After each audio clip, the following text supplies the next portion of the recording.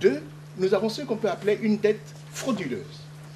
C'est-à-dire tout l'argent qui a été peut-être de l'argent fictif ou de l'argent détourné. Et puis, ça représente 25%. Plus. Attends. Non. Moi, je me base sur les chiffres comment j'ai.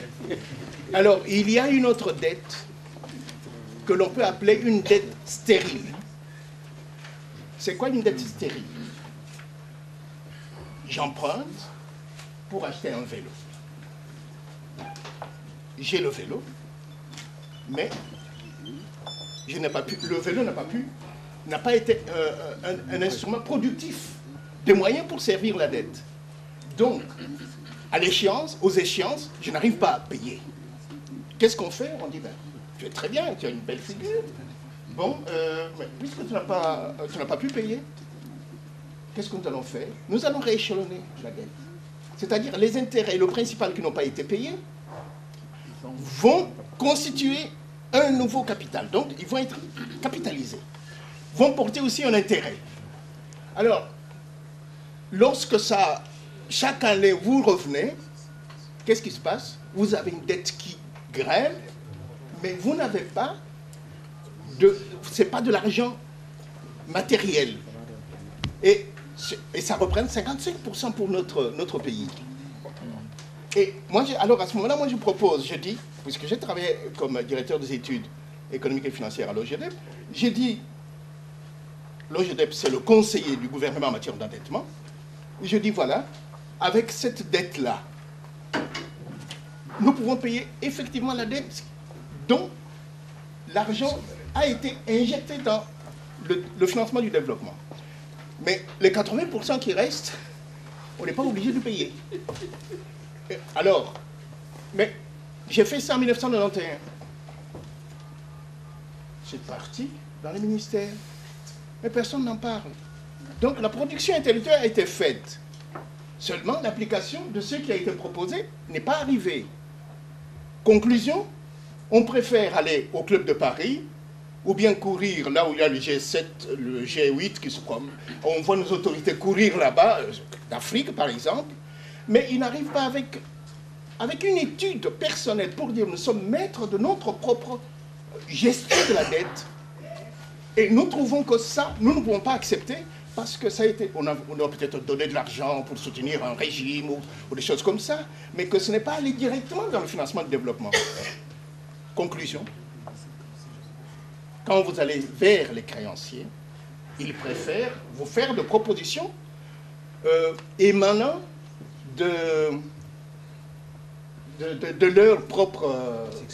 concoctées par leurs propres experts pour que le créancier ne perde pas.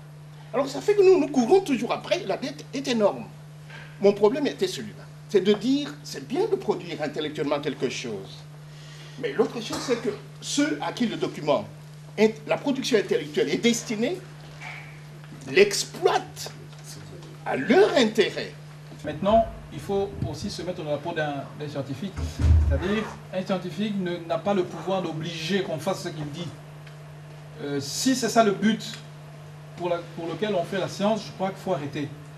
Parce que sur 5000 idées qui sortent dans l'année, il y en a peut-être une ou deux qui sont mises en application. Donc, c'est vrai que si le but n'est que ce que l'on dit soit suivi, et puis j'aimerais quand même rectifier ceci, je pense que l'ambassade ne se substitue pas au ministère qui s'occupe de la recherche chez nous, pour faire. Donc, dans le but ici, l'ambassade ne dit pas faites de la recherche, ce que vous allez dire, je vais aller porter au gouvernement, non, ça n'a rien à voir. Ici, l'ambassade poursuit le but, c'est de permettre l'expression des intellectuels congolais. Point. Mais c'est à nous, par la qualité de ce que nous produisons, nous pouvons faire en sorte que nous soyons suivis. Je pense que c'est d'abord la qualité. Si ce que nous disons est repris par les spécialistes dans les universités, ça finira par arriver où nous pensons. Donc, mais je voudrais juste faire une remarque. Oui, je vous en prie. Je crois que c'est intéressant. Moi, je soutiens parfaitement, complètement votre projet. Mais c'est important que nous ne restions pas dans la recherche, parce que tel que vous en parlez, nous, c'est comme si on restait dans la recherche fondamentale pure. Mais je crois que c'est important aussi de faire les démarches pour pouvoir avoir des contrats de recherche, ce qu'on appelle le recherche commanditée. Les gens qui nous le demandent attendent un certain nombre de résultats pour le mettre en pratique. Et ce type de recherche commanditée, même à côté de recherche fondamentale, je crois que c'est quelque chose qui serait extrêmement complémentaire et qui pourrait être très riche. Je pose votre point de vue, je pense que c'était prévu. Peut-être que le site ne permet pas, comme on n'a pas pu, vous n'avez pu voir ce qui est fait, mais c'est prévu, et vous avez raison. Alors, qui diffuse ce que monsieur a dit? On n'a pas diffusé. Qui va diffuser ça? Puisque vous dites que ce n'est pas l'ambassade. Bien sûr, mais vous transmettez ça à qui? Qui va permettre, dans une grande réunion internationale, que les Congolais arrivent avec un projet valable? Vous voulez peut-être répondre à la question? Oui, je voudrais un peu rebondir autour de tout ce qui a été dit, parce que dans mon esprit, ça permet de poursuivre vers une question peut-être qui n'a pas encore été posée de manière explicite, mais qui appelle quand même à ce qu'on apporte un éclairage là-dessus. C'est de faire la différence entre la conception d'une politique scientifique, qui n'est ni de la responsabilité de l'ambassade, ni de la responsabilité du centre, et prendre en compte la perspective de chercheurs qui sont ensemble au sein d'une communauté scientifique, qui se retrouvent dans une communauté scientifique, que ce soit au niveau du Congo, au niveau du monde, et qui interagissent par rapport à ça.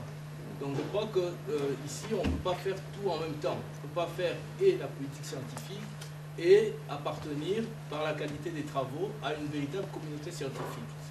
Alors, je crois qu'il est aussi important ici de clarifier, peut-être à l'attention du public, le fait que tout le mérite à ce stade ici du projet et de la position de l'ambassade, c'est de donner une impulsion par rapport à des choses où ce sont les scientifiques qui ont la responsabilité de faire vivre le centre.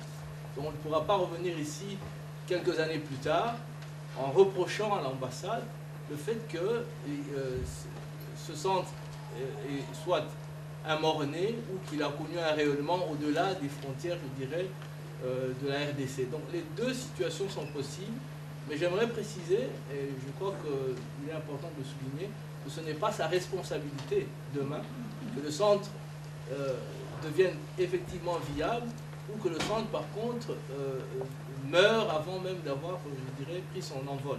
C'est des questions importantes parce que souvent, on peut confondre l'expression d'une volonté politique avec simplement la qualité d'un contenu d'une recherche scientifique. Je crois que c'est deux choses qui n'est pas heureux de mettre ensemble, à mon avis.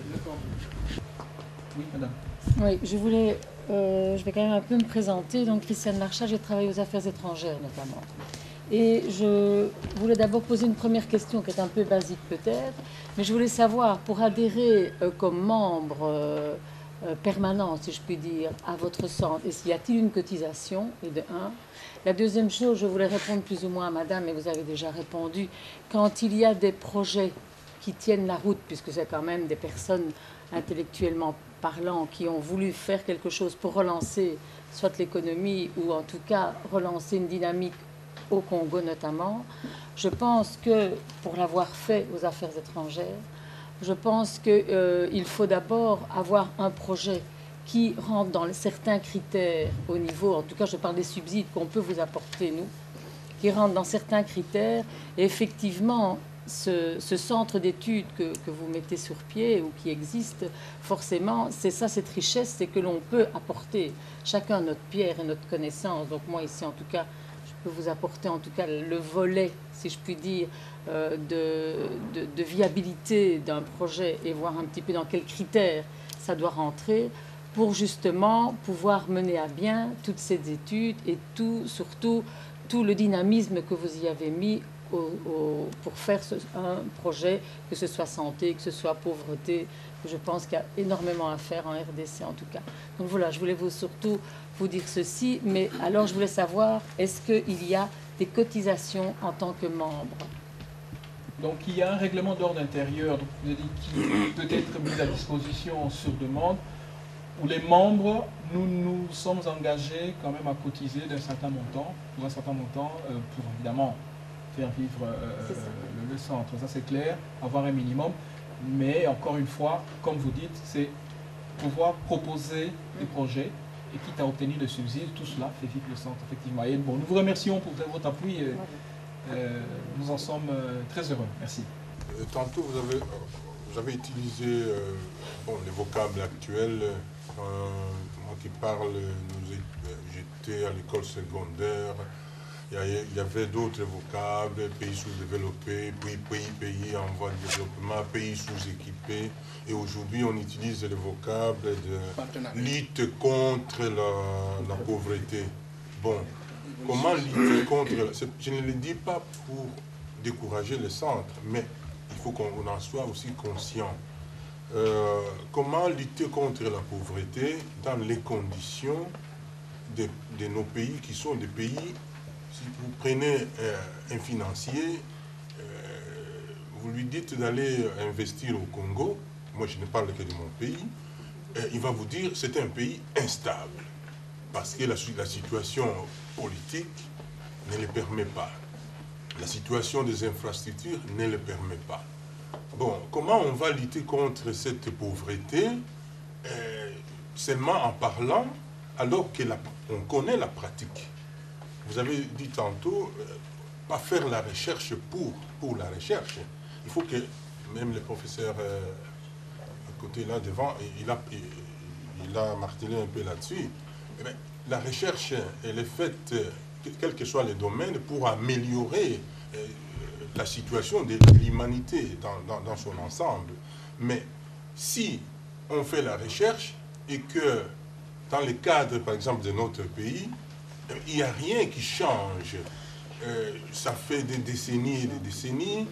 Les ingrédients qu'on nous apporte, ce sont toujours les ingrédients d'instabilité.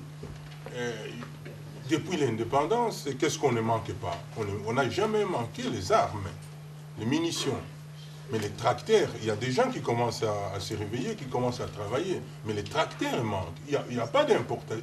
Je ne sais pas s'il y a beaucoup d'importateurs de tracteurs. Comment on va améliorer cette pauvreté quand les gens ne savent pas manger à leur faim? Et les conditions pour que les gens mangent à leur faim sont irréalisables. Il n'y a pas d'énergie, il n'y a pas l'eau, par exemple. Oui, c'est bien de faire la recherche. Nous faisons alors la recherche pour les restants de l'humanité. Et ça ne sera jamais chez nous. L'exemple pratique. Il y a beaucoup de recherches agronomiques qui ont été faites à Yangambi à son époque. Aujourd'hui, quels sont les pays qui exportent les moussaka que nous mangeons ici, hein, bon, les mafuta yambi là. Mais ce sont des recherches qui ont été réalisées à Yangambi, mais qui profitent à d'autres pays. Je ne suis pas contre que d'autres pays puissent avancer, mais nous continuons à reculer. Les recherches de Yangambi, moi j'ai vu à cette époque, à une certaine époque, des experts quitter le Congo, suivre, aller jusqu'au Brésil, pour aller encore chercher ce qui a été produit à Yangambi, aller maintenant les demander de l'autre côté. Pas la recherche pour la recherche, mais il faut que la recherche trouve aussi un terrain pratique où on va l'appliquer, notamment dans notre pays, notamment en Afrique. Mais pas la recherche pour la recherche. Ou bien on continue à produire pour ceux qui sont déjà toujours mieux et qui vont continuer à avancer. Et nous continuons à reculer dans la forêt ou dans la savane, je ne sais pas.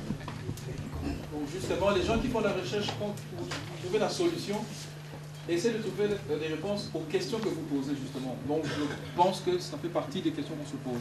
Je ne peux pas réagir autrement. Permettez, oui.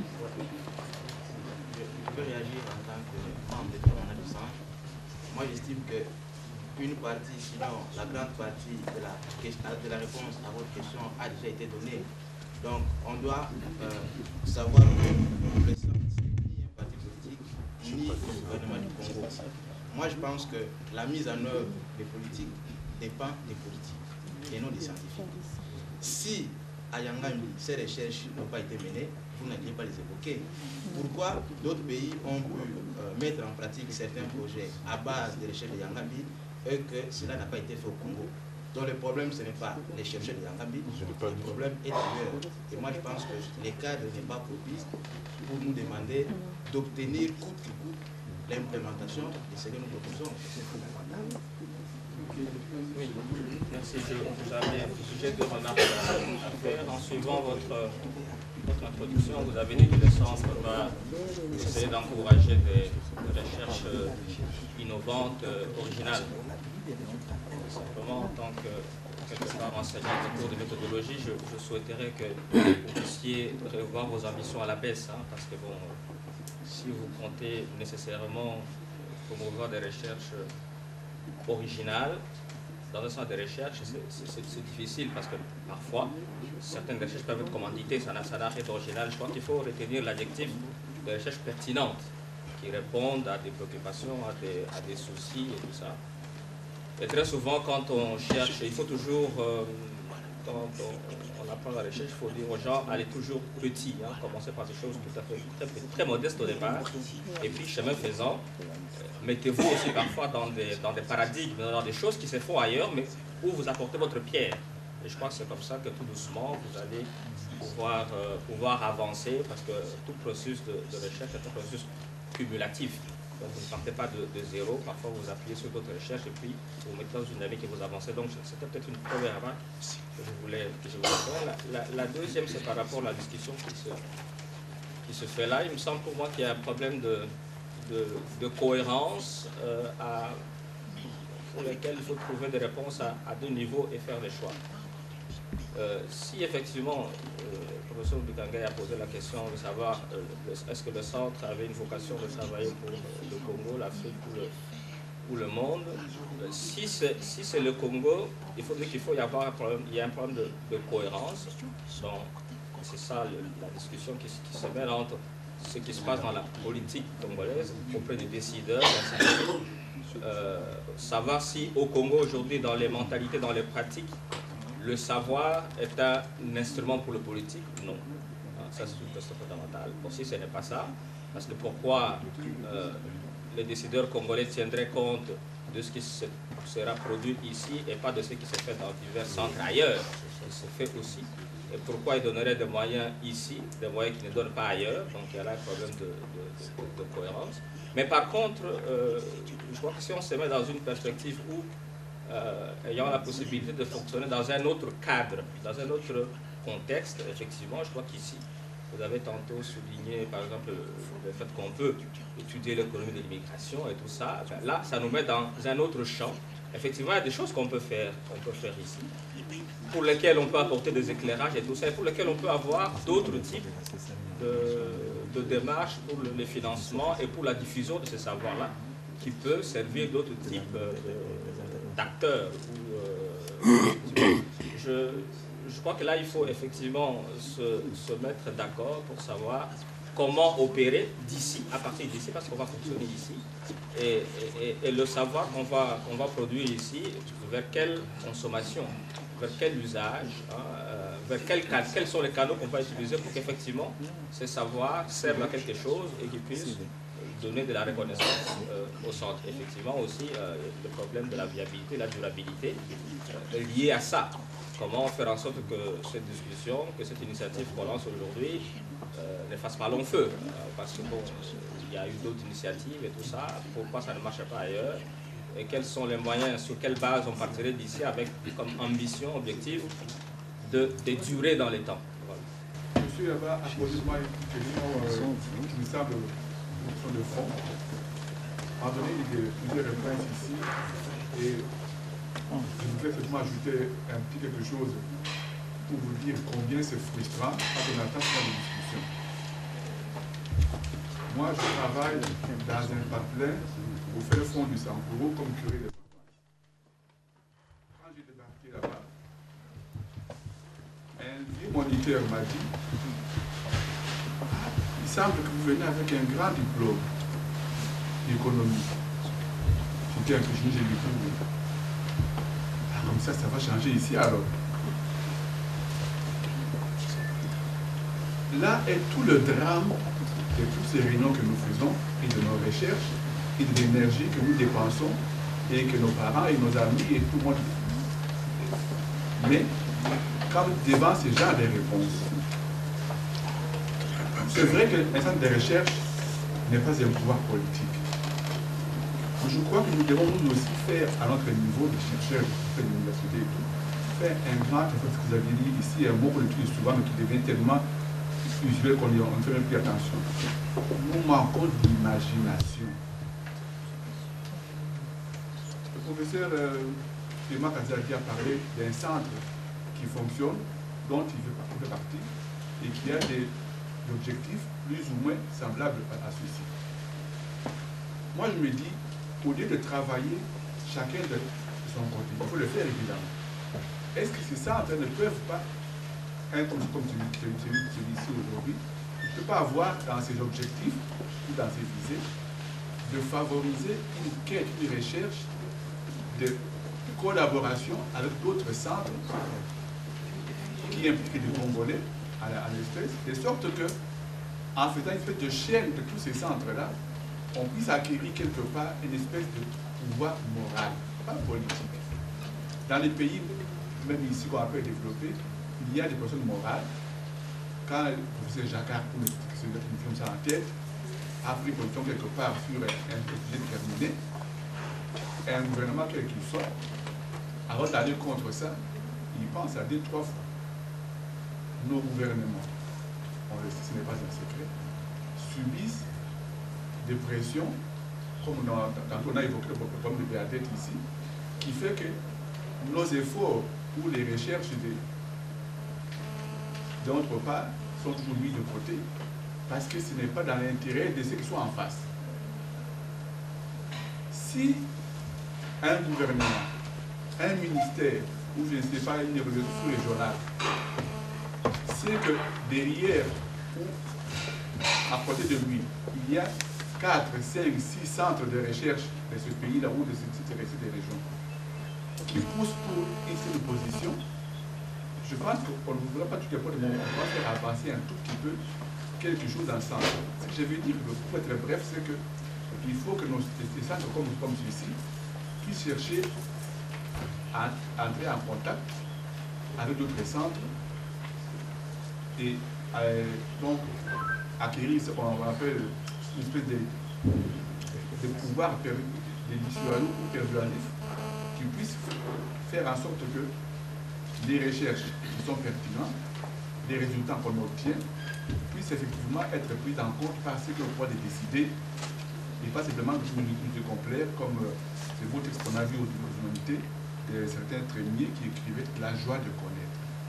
Faire de la recherche, c'est des jouissances. Et on peut s'y complaire et travailler pendant des années en se disant moi je fais ce que je peux, des politiques qui n'ont pas à se débrouiller avec. C'est ce que je voulais dire. Je reviens en partie dans ce qui vient d'être dit. Et j'illustre ce que Bagabonga Sylvestre a dit à propos de la dette, parce que nous avons eu à certains moments à combattre à Lucerne Bokout, où il combattu, où il était, moi de l'autre côté. Lui a été à la dette. Du côté de la santé, c'est exactement la même chose, où j'ai vu, alors qu'il y avait des études prêtes sur place, les gens de la Banque mondiale venir, et nous nous trouvons au PAS, au ministère du plan, et je vois un papier circuler venant de la Banque mondiale, et ce papier contenait les travaux du professeur de l'Oganium et ce qui était fait dans mon propre service. Il a fallu demander, alors on nous le présentait,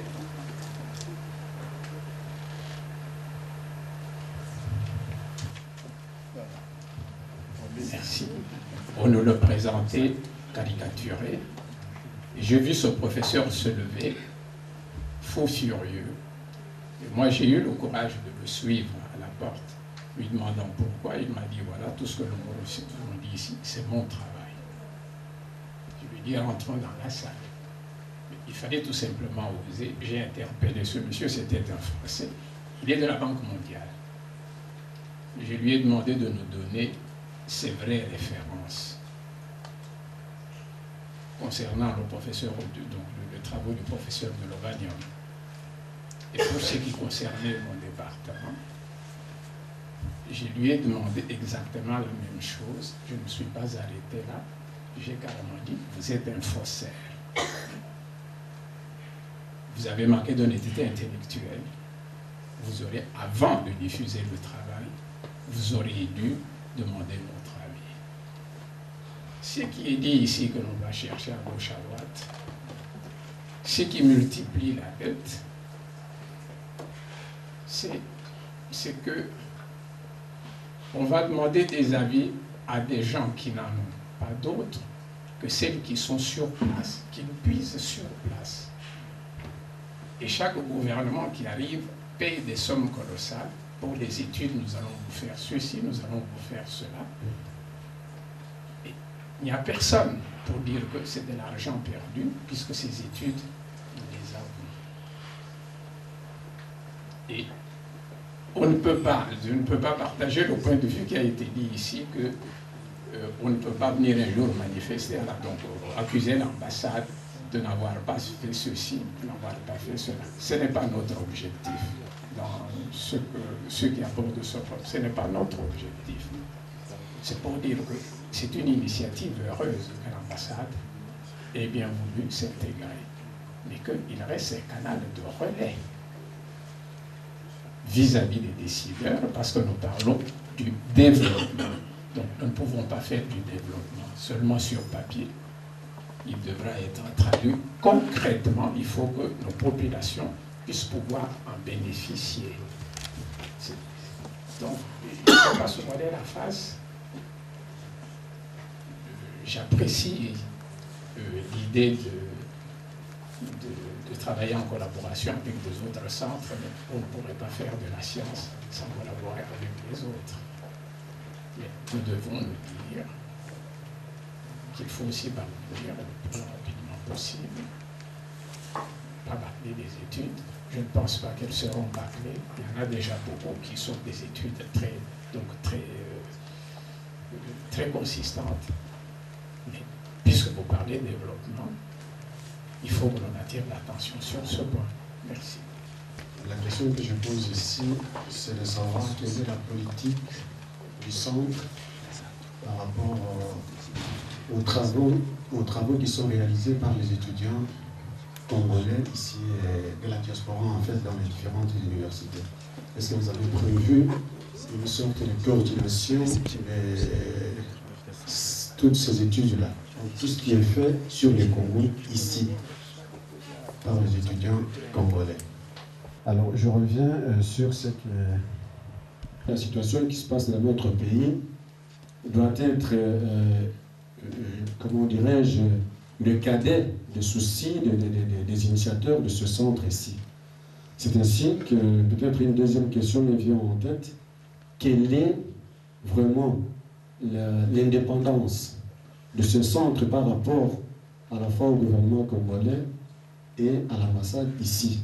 Parce que vous avez insisté sur le caractère scientifique des études à mener.